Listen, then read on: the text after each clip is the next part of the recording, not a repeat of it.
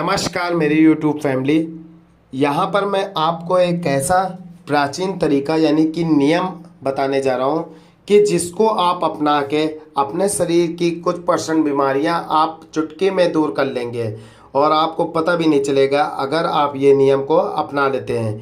इसके पहले हमें अपने ऋषि मुनियों के द्वारा जो प्राचीन व्यवस्था थी, प्राचीन समय में वो जो अपनाते थे, उस विधि को ठीक प्रकार से समझना पड़ेगा।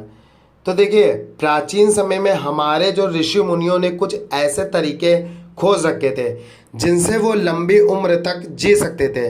आज हम उनके उस नियम व जीवन शैली को समझने का प्रयास करेंगे जिसे अपना के कोई भी व्यक्ति स्वस्थ शरीर का मालिक आसानी से बन सकता है। देखिए, हमारी शरीर में पाचन क्रिया को संचालित करने में जठर अग्नि का अहम रोल होता है, जिसे कुछ लोग पाचन अग्नि के नाम से भी जानते हैं।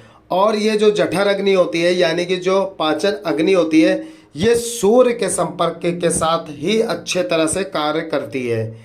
और अगर व्यक्ति सूर्य अस्त के बाद भोजन करता है तो रात के समय उसकी पाचन अग्नि सक्रिय नहीं होती है। इस बात को हमको समझना पड़ेगा। देखिए, जो यानी हमारी जो पाचन अग्नि होती है शरीर में, वो सूर्य के संपर्क में अधिक अच्छी तरह से कार्य करेगी। लेकिन अगर वो यानी कोई मनुष्य बहुत से अधिकतर होते हैं जो देर रात तक का खाना खाएंगे तो उनका खाना ठीक प्रकार से डाइजेस्ट नहीं हो पाता है। और ये जो जठर अग्नि यानी कि पाचन अग्नि सूर्य के संपर्क के साथ ही अच्छे तरह से कार्य करती है। देखिए, खाना अगर आप खाते हैं, भोजन यानी करेंगे, तो उसके लिए डाइजेस्ट होना बहुत ही ज़रूरी है। और हमको इस बात को समझना पड़ेगा कि व्यक्ति अगर सूर्य अस्त के बाद भोजन करता है तो रात के समय उसकी पाचन अग्नि यानी कि उसकी जो जठर अग्नि होती है वो सक्रिय नहीं होती है, जिसके कारण धीमे धीमे पाचन क्रिया का कार्य बाधित होने लगता है, जिसके परिणाम स्वरूप हमारे शरीर में अनेक प्रकार की नाना प्रकार की बीमारियों का प्रवेश होने लगता है। अगर हम अपने ऋषियों मुनियों व अपने पूर्वजों के बनाए गए जीवन शैली अर्थात उनके जो बनाए गए नियम थे कुछ, उनको अपनाते हैं या कोशिश करते हैं अपनाने की, तो हम बीमारियों से आसानी से मुक्त हो सकते हैं और एक निरोग जीवन जी सकते हैं। अब समझने की बात यह है कि जब हमारी पाचन शक्ति काम नहीं करती है या मंद हो जाती है तो हमारी जो प्राण शक्ति होती है उसी को ही कार्य करना पड़ता है। और हमारी प्राण शक्ति एक बार में एक ही कार्य अच्छे तरीके से ही कर सकती है। और जब हमारी प्राण शक्ति पाचन क्रिया में लग जाती है तो हम गहरी नींद नहीं ले पाते हैं, और अगर लेते भी हैं तो 8 से 10 घंटों की नींद के बाद भी हमको थका थका महसूस का एहसास होने लगेगा। जैसे अगर हम देखते हैं कि बहुत से लोग, अधिकतर लोग 10-10 से लेकर 12-12, 15-15 घंटे या 10-10, 8-8 घंटे भी सोएंगे और सुबह उठेंगे भी तो उनके शरीर में पूरा आलस रहेगा और उनको फिर दोपहर में नींद लगने लगेगी या फिर शाम को नींद लगने लगेगी, या अक्सर मोबाइल चलाएंगे तो मोबाइल चलाते चलाते नींद लगने लगेगी या टीवी देखते देखते नींद लग जाएगी। तो इसका यही मुख्य कारण होता है। तो इसके लिए आपको अपना भोजन सूर्य अस्त के यानी कि सूर्य जब अस्त हो जाए, कोशिश करें कि उससे पहले आप भोजन कर लें, ताकि आपकी जठर अग्नि जो कि सूर्य के संपर्क में तीव्र गति से कार्य करती है और आपके खाने को जल्दी पचाने में सहायता प्रदान करेगी, और जिसकी वजह से आपकी प्राण शक्ति दूसरा कार्य कर सकती है। मान लीजिए आप 6 से 7 बजे के बीच में अगर आपने भोजन कर लिया और आप 9 बजे के आसपास सोने जाते हैं, तो जो आपका ये जो बीच का टाइम का जो अंतराल हो रहा है 2-3 घंटे का, इसमें आपका ज़्यादातर भोजन पच चुका होगा यानी कि डाइजेस्ट हो चुका होगा, और जो बाकी का बचा हुआ भोजन है वो रात के 1 बजे यानी कि जो सुबह सुबह हम कह सकते हैं सुबह के बिल्कुल 1 बजे, सुबह के या आधी रात के बाद जो 1 बजता है उसके आसपास आपका वो खाना लगभग पूरा का पूरा पच जाएगा। और इसके बाद आपके शरीर की प्राण शक्ति आपकी बॉडी को रिपेयर करने में लग जाती है, वह बीमारियों को दूर करने में लग जाती है। और यही वो समय होता है जिसमें आपका शरीर खुद को डिटॉक्स करने में लग जाता है। इसी प्रक्रिया को अर्ध उपवास भी कहा जाता है। इसकी पूरी अवधि 16 घंटे की होती है, परंतु जो लोग 16 घंटे के लिए सक्षम नहीं होते हैं वो 12 घंटे भी कर सकते हैं। इसके लिए हम उदाहरण के तौर पर समझेंगे, जैसे कि आपने 7 बजे रात को भोजन करते हैं तो सुबह 7 बजे ही भोजन करें। इसे अर्ध उपवास में हमारे शरीर में क्या क्या प्रक्रिया होती है अब इसको समझेंगे। जैसे कि आप अगर शाम को यानी कि रात भी कह सकते हैं, रात को 7 साढ़े 7 बजे के अंदर भोजन कर लेते हैं तो दूसरे दिन की सुबह 7 बजे ही भोजन करें। इस अर्ध उपवास में हमारे शरीर में क्या क्या प्रक्रिया होती है पहले हमको इसको समझना पड़ेगा।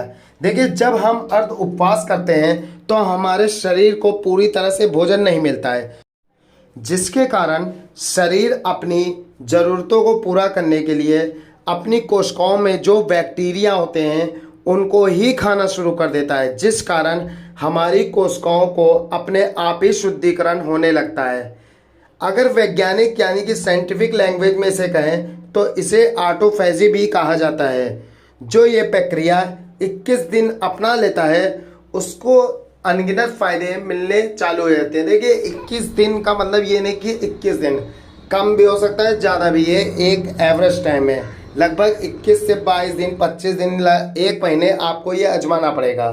जो ये प्रक्रिया लगभग 1 महीने अपना लेता है तो उसको अनगिनत फ़ायदे मिलने आरंभ हो जाते हैं। जैसे कि आपके चेहरे में आपको खुद ही तेज का अनुभव होने लगेगा और बाल जिसके अगर झड़ते हैं तो बालों भी झड़ना कम हो जाएंगे। इसके अलावा आपको एनर्जेटिक अंदर से फील करेंगे।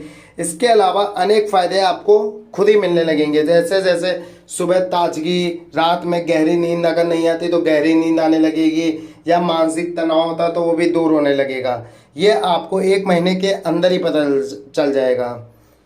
कुछ लोगों को लगता है कि ऐसा करने से शरीर कमज़ोर होता है, परंतु ऐसा बिल्कुल नहीं है। इससे आपका, अगर आप देखिए खाना के अंतराल में इतना खाना खाएंगे तो आपके जो कमजोरी, शरीर कमज़ोर नहीं होगा, बल्कि जो आपके बॉडी में जो फैट होता है वो परसेंटेज कम होगा।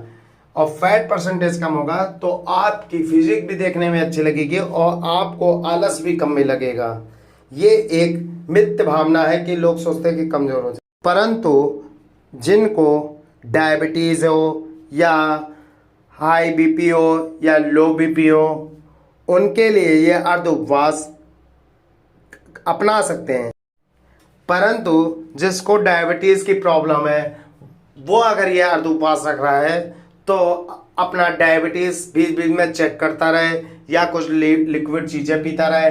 और भी बहुत इसके लिए होते हैं अपवाद, जैसे कि किसी को हाई बीपी, लो बीपी की दिक्कत है या कोई गंभीर बीमारी है तो उसको भी बहुत ध्यान में रखना होगा कि आपकी बॉडी पे कमजोरी बिल्कुल ना आए।